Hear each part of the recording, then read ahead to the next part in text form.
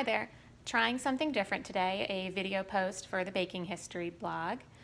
Today I'm actually going to try and do a mirror glaze cake with kind of a galaxy theme to it.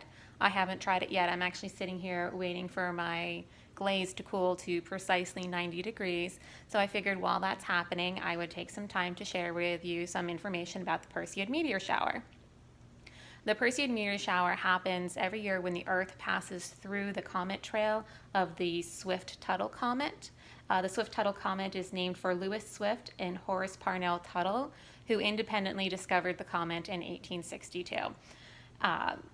It is a Halley comet type of comet where its orbit is about 133 years, and what happens during the Perseid meteor shower is the Earth actually passes through the comet trail. So the comet itself is not visible, but the debris cast off from the comet is what we're seeing as it hits the Earth atmosphere and creates all of the meteors that you see in the sky.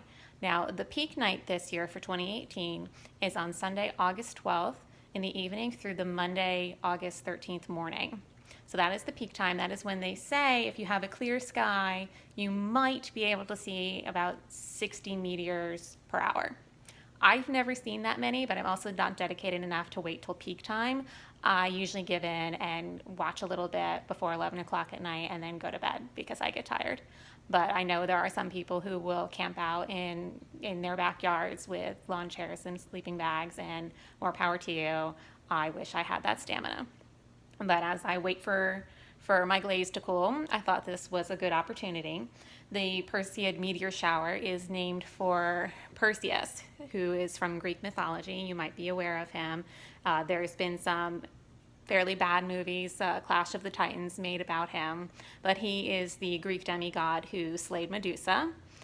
And it's named after Perseus because the meteors appear to come out of his constellation in the sky, looking like he's shooting arrows. So it's the Perseid meteor showers. So I'm hoping that in just a few minutes my glaze will be cool enough, and I'm going to set the camera up to hopefully take a video of this beautiful glaze going onto this frozen cake I have sitting in my freezer right now. The cake is actually still in my freezer because it needs to be as cold as possible for this mirror glaze to actually set correctly. So this is definitely one of those cooking with science days where everything has to be absolutely precise and there's not a whole lot of room for, tinkering here and there to get it to, taste the way you want it. You can still do your cake however you want it, but it's imperative that it be as cold as possible before you actually pour this hot gelatinous glaze on top. So hopefully in a minute or two I can film that. Okay, so I'm taking my cake out of the freezer, and as you can see, it is a simple white cake that's actually covered in chocolate buttercream because I'm trying to keep it as simple as possible. And you do need to have, I know you can't see my face, I want you to be able to see the cake. You do need to have the cake iced in some way, either with buttercream or some other sort of icing.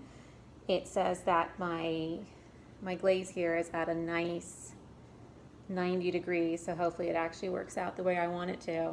I've separated my glaze and mixed it with various different colors and then remixed them together, hoping to get the galaxy look, but it might turn out to just be a very black cake. And so I've got it on top of a tray with a slotted tray on top to catch all of the extra glaze as it pours down. I'm just going to kind of pour it over. It actually is looking not as galaxy-like as I would like, but it is pouring really smoothly.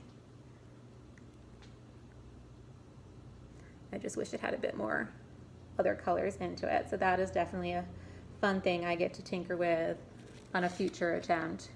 It's also going onto my counter even though it's not supposed to. And then you're also supposed to leave it completely alone until it sets.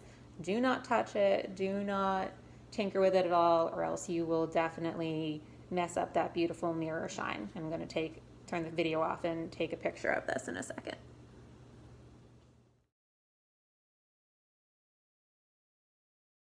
Here it is, my galaxy mirror cake.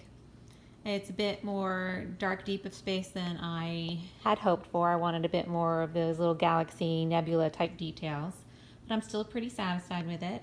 It was a mirror glaze cake, which is noted for its mirror sheen, and that turned out correct, so I'm going to call it nailed it. I did mine on a white cake with chocolate buttercream frosting. It was 2 layers. This is best done on a frozen cake. You can really do it on any type of cake you want, a cheesecake, chocolate cake, any type of cake you want, as long as it's completely frozen. It needs to be as cold as possible for the glaze to set properly, otherwise it's just going to run right off of it. This type of glaze was traditionally done on a French cake called an entremet, which is a multi-layer cake, usually with a mousse filling and frosting on it. And as I said, your cake does need to have some sort of frosting, unless it's a cheesecake, which doesn't typically have frosting on it, for the glaze to actually adhere to it and not just be absorbed into your cake. So there's my galaxy mirror cake, and I hope that you enjoyed this experimental video here and that you get out and see some of the Perseid meteor shower.